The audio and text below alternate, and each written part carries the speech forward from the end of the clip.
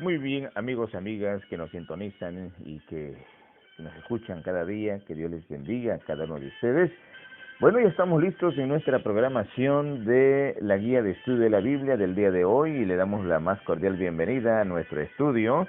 Y precisamente pues ya martes, estamos ya a 10 de diciembre 2019. Alabado sea el Señor, hermanos, ya estamos un día más cerca de la segunda venida de Cristo y decimos, Maranata, Cristo viene pronto. Muy bien, vamos a orar para comenzar nuestro estudio de hoy. Oremos.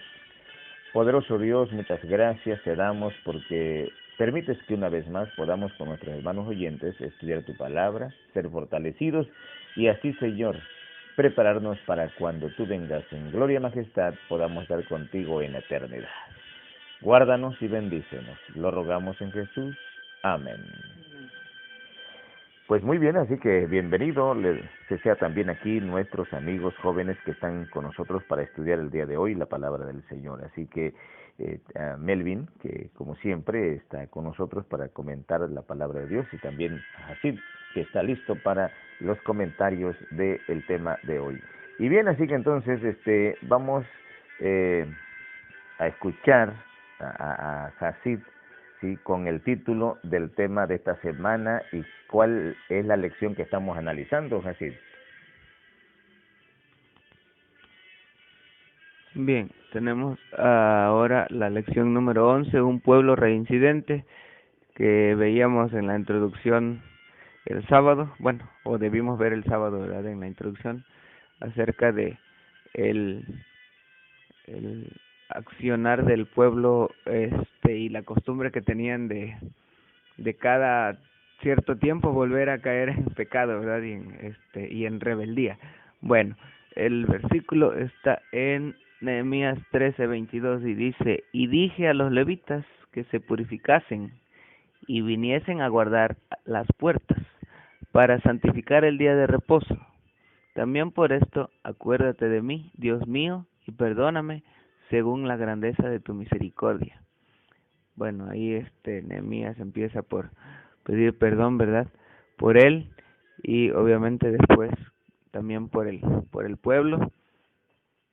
Y en esta semana hemos estado viendo varios temas. El día domingo vimos precisamente un pueblo reincidente. Después el lunes, que fue ayer, ¿no?, vimos el día domingo era los dirigentes del templo se corrompen. Ese era el del domingo. Y lunes, los levitas en los campos. Ok, bueno, hoy vamos a estudiar 10 de diciembre, diezmos y ofrendas. Y empieza diciendo aquí: las reformas de los servicios del templo por parte de Nehemías incluían la implementación de diezmos y ofrendas. Este es un tema un poco eh, pues interesante, polémico a veces, y controversial. Hay muchas personas que, aún creyendo en Dios, ¿verdad?, no están muy a favor de los diezmos y las ofrendas. Algunos no cristianos, ¿verdad?, hacen burla de nosotros por tener esta práctica de los diezmos y ofrendas, pero a la luz de la palabra de Dios, pues nosotros hemos comprendido el por qué hacer esto, más allá de lo que suceda, que eso ya no tiene que ver con nosotros, ¿verdad? Nosotros debemos ser fieles en esta parte. Y bueno, seguimos comentando aquí acerca de lo que eh, Nehemías implementó de los diezmos y las ofrendas. Ah, sí, okay. Vemos acerca de los diezmos. Resulta que Nehemías implementa, ¿verdad?, por orden de Dios, la dedicación de los diezmos y las ofrendas a una familia de la tribu de Leví, bueno, a la familia de Leví, ¿no?, a los hijos de Leví, a su descendencia, que era la tribu, que era una tribu escogida a diferencia de las otras tribus. Recuerden que cada tribu tenía ciertas funciones, ¿no? En este momento la más especial era la de Leví, porque ellos eran los que ministraban el tabernáculo, ¿verdad? Ellos ministraban allí donde se hacían los sacrificios, donde se hacía la expiación, donde se llevaba el cordero. Ellos, esa era su función. y por lo cual, como era su función, no tenían por qué andar trabajando en otros oficios, ni tampoco andar teniendo otros terrenos o andar allá en sus milpas, ¿verdad? No tenían que hacer eso.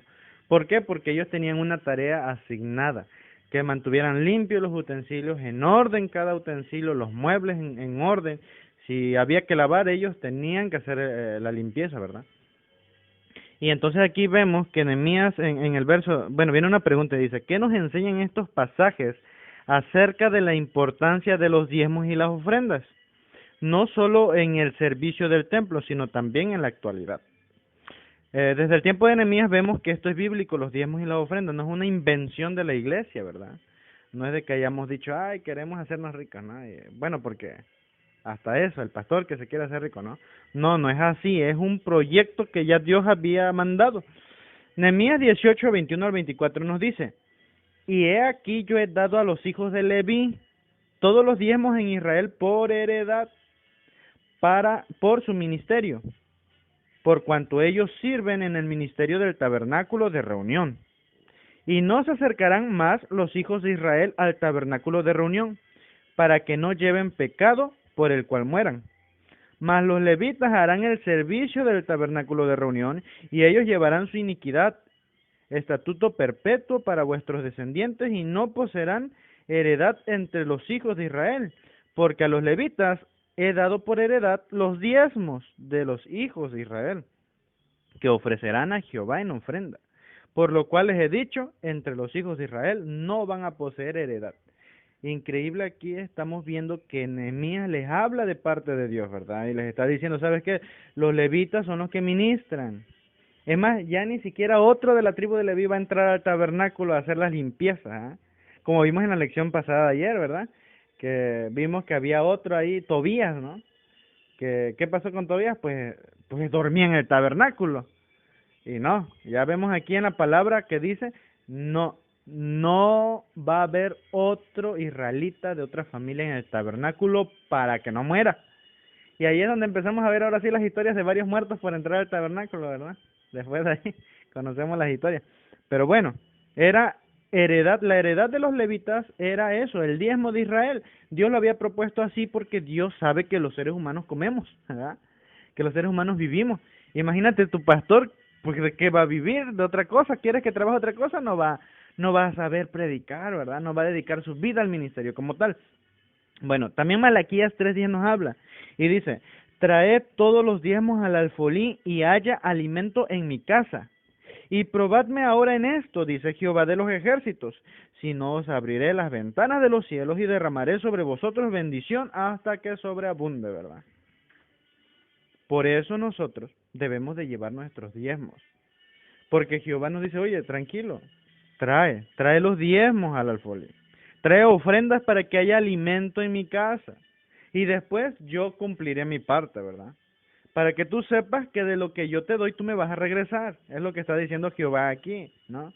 A veces nosotros somos un poco desesperados, porque pues ya creo que la paciencia ya no está entre nosotros. Por eso bien Apocalipsis dice, aquí está la paciencia de los santos, ¿verdad? Porque ya está la paciencia, es una característica de una persona santa. Y muchas veces nosotros no tenemos paciencia y queremos ver las bendiciones rápido, ¿verdad? Oye, no que me ibas a dar, no que el cielo se iba a abrir y me iba a caer monedas y billetes. No, hay que esperar con paciencia, tranquilo. Sí van a llegar las bendiciones, pero espérate. Y cuando lleguen, no te preocupes porque va a haber demasiadas, ¿verdad? Demasiadas. Mateo también nos sigue diciendo, Mateo 23:23, hay de vosotros escribas y fariseos hipócritas, porque sí diezman la menta y el eneldo y el comino, pero dejan lo más importante de la ley, la justicia, la misericordia y la fe. Esto era necesario hacer sin dejar de hacer aquello. Vemos que no nos ganamos el cielo por dar los diezmos y ofrendas.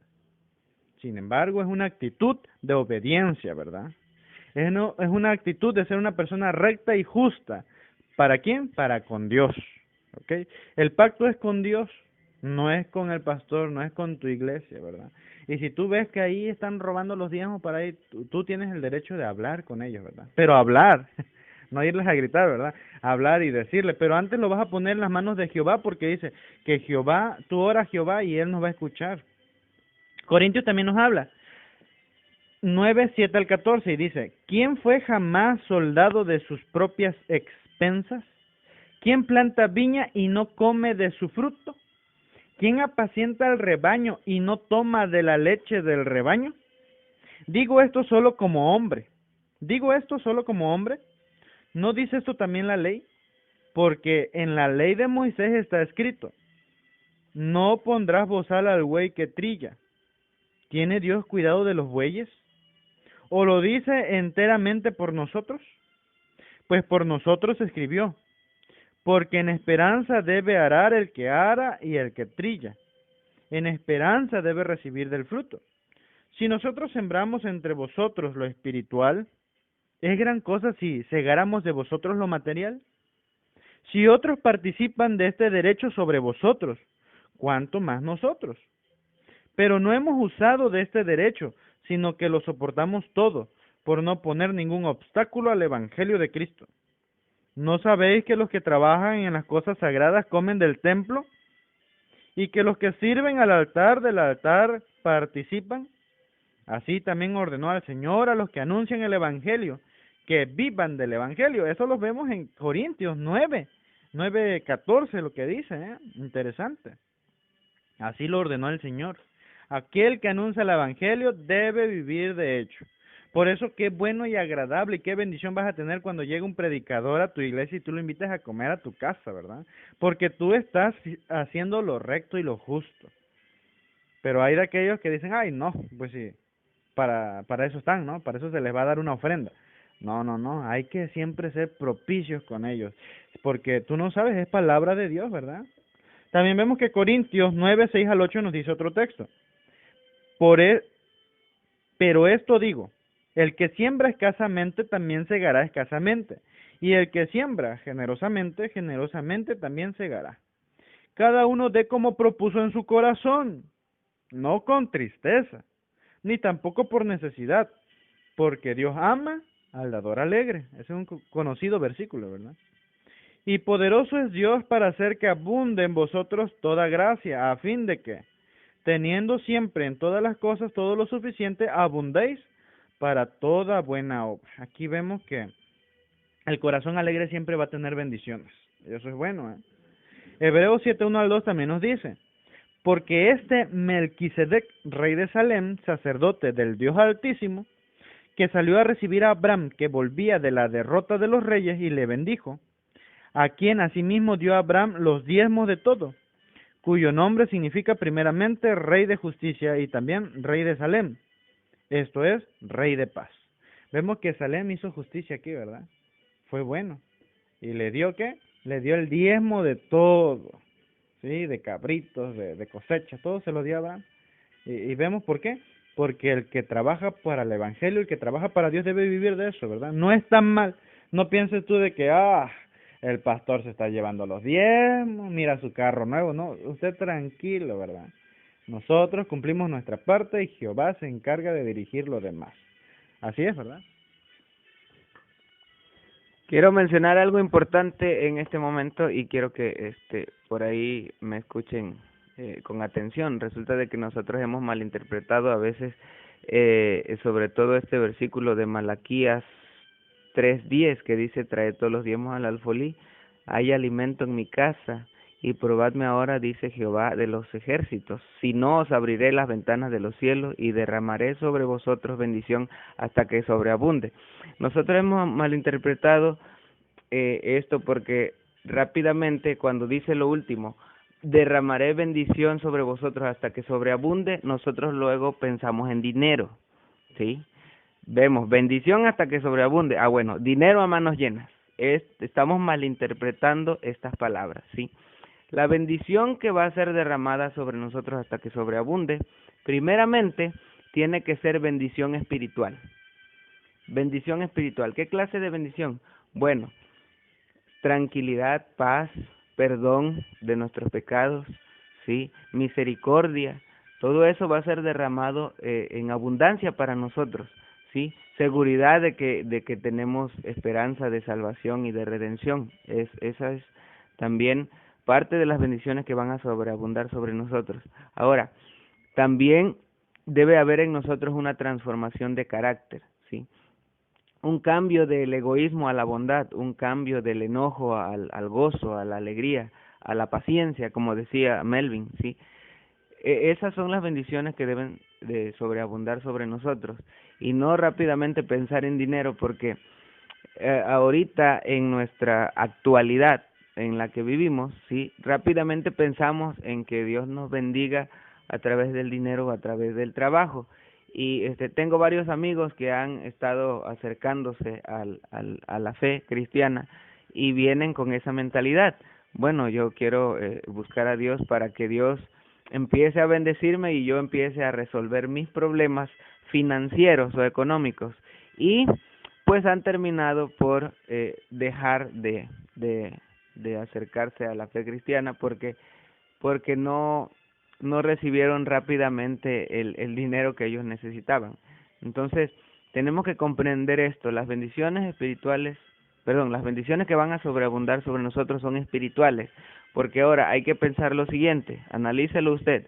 Si nosotros somos soberbios, si nosotros somos egoístas, si nosotros somos iracundos, si nosotros humillamos a las demás personas, si nosotros somos prepotentes, groseros, imagínese toda esa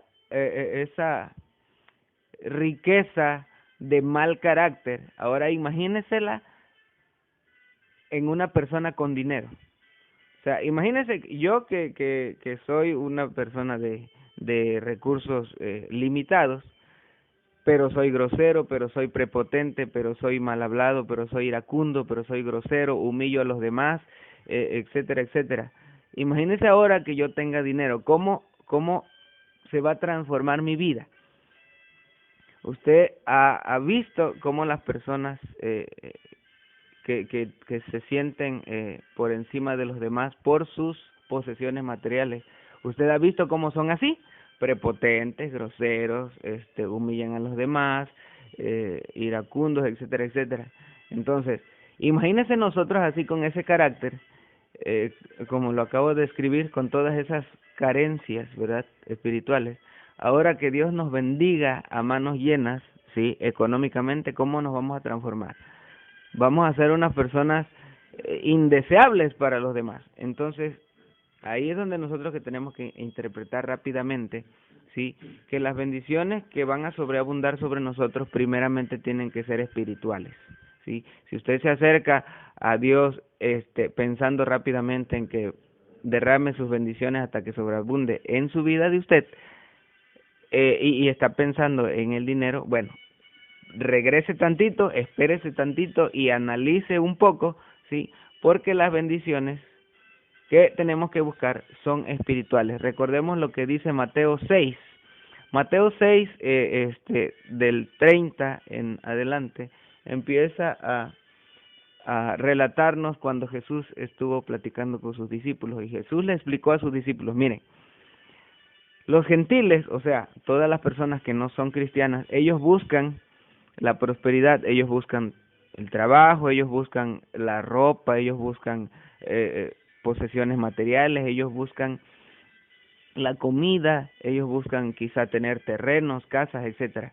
Lo estoy parafraseando, ¿verdad? Pero así le dijo Jesús a sus discípulos. Miren, todos los gentiles, todos los que no son cristianos buscan eso: trabajo, posesiones, terrenos, etcétera. Sí, vestidos, ropa fina, okay, eso buscan ellos.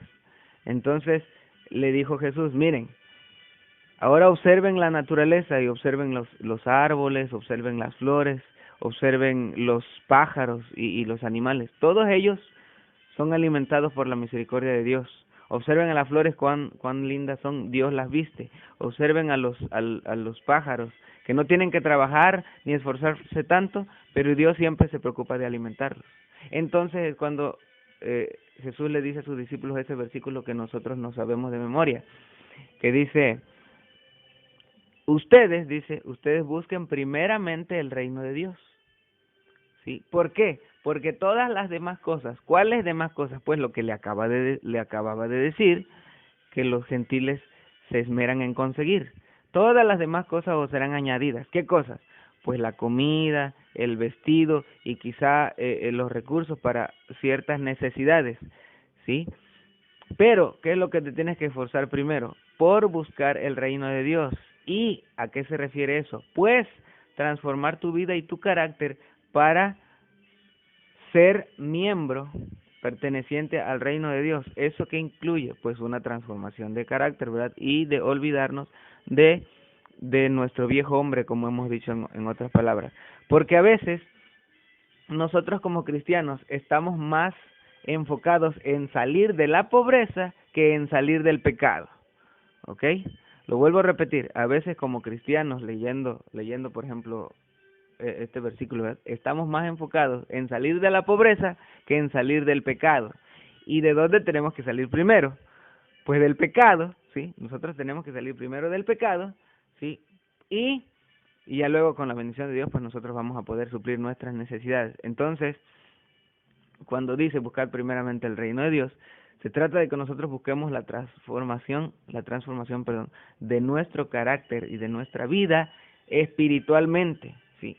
Si hemos pensado que hay que buscar el reino de Dios y su justicia para ser bendecidos económicamente a manos llenas, tenemos que detenernos un poquito y regresar a la parte que nos decía aquí Melvin. Nosotros debemos de tener paciencia, ¿sí?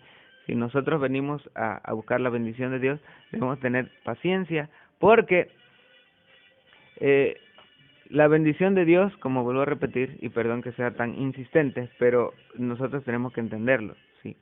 Y comprender que nuestra vida tiene que ser transformada del pecado para luego poder recibir bendiciones económicas, quizá, como tales. Entonces, vamos a estar conformes y de acuerdo en lo que tenemos que hacer. Por ejemplo, pues cumplir con este cometido que son las bendiciones de los diezmos y las ofrendas, ¿sí? Y aquí rápidamente en el comentario dice que los diezmos eran para que el templo pudiera funcionar, porque como toda empresa, ¿verdad? Como todo trabajo, como todo tiene que funcionar con ciertos recursos, ¿verdad? Sí. En un caso concreto, ¿verdad? Nosotros quizás tenemos un templo en el cual asistimos, en el cual consumimos luz eléctrica, por ejemplo, ¿verdad?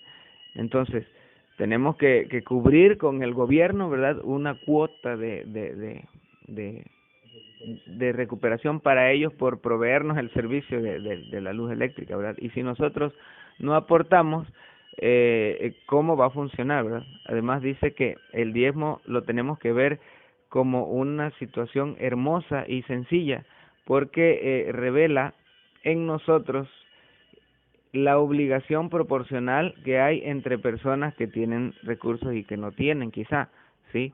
La persona que tiene recursos pues va a dar un abundante diezmo, y la que no tiene quizá tanto pues va a dar de acuerdo a sus posibilidades, ¿sí?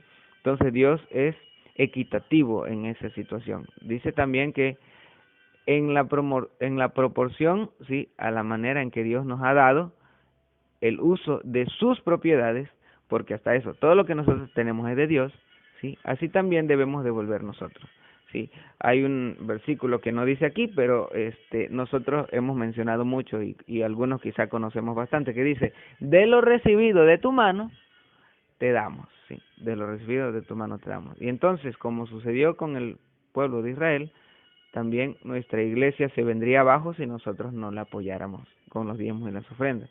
Pasó ahí en el pueblo de Israel, los israelitas también se rebelaron un poquito y dejaron de cumplir con esta parte, y pues todo el servicio del templo se vino abajo. En el templo hubo escasez y no podían llevar a cabo sus actividades.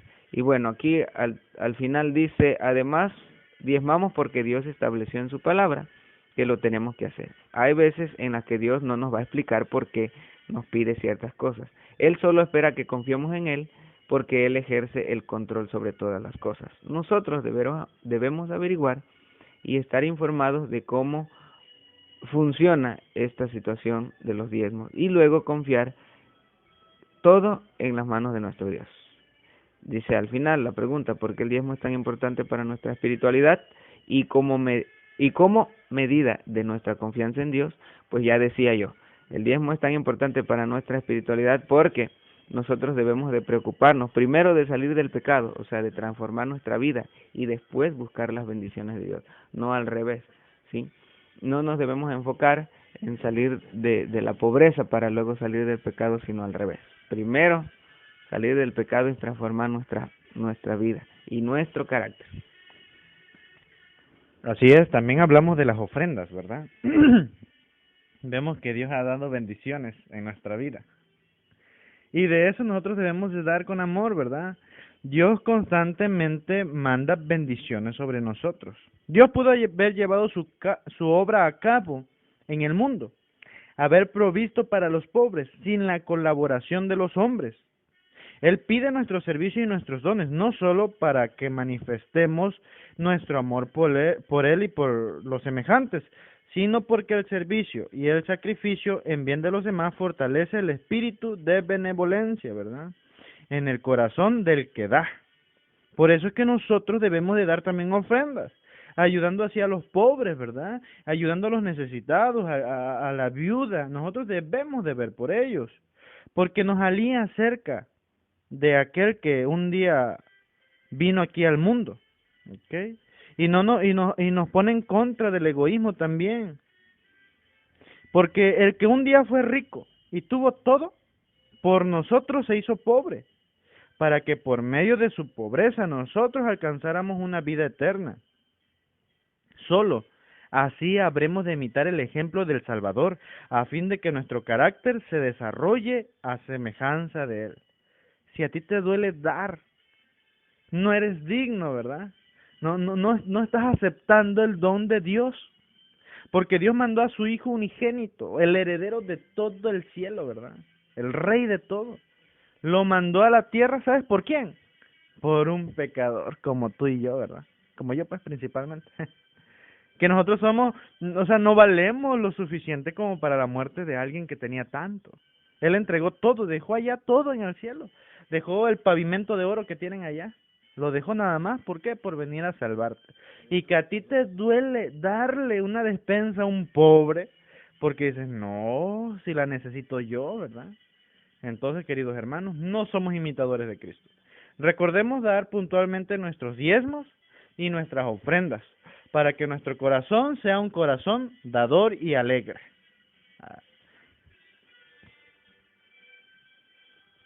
Bueno, rápidamente nomás quiero colaborar con eso. Resulta de que todos nosotros, los que vivimos al día, ¿verdad?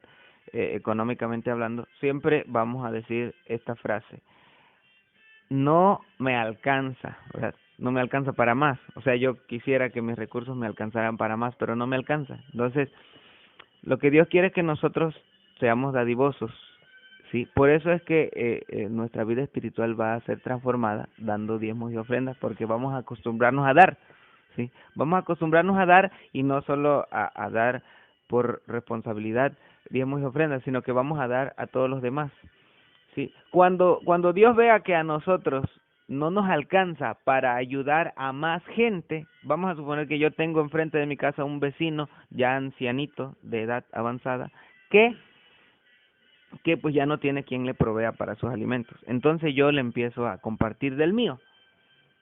Pero más adelantito hay otra persona, quizá una madre soltera que no ha conseguido trabajo y tiene 2 niños, y también necesita para proveer para esos niños. Entonces yo veo y empiezo a compartir con el viejecito y con la madre soltera.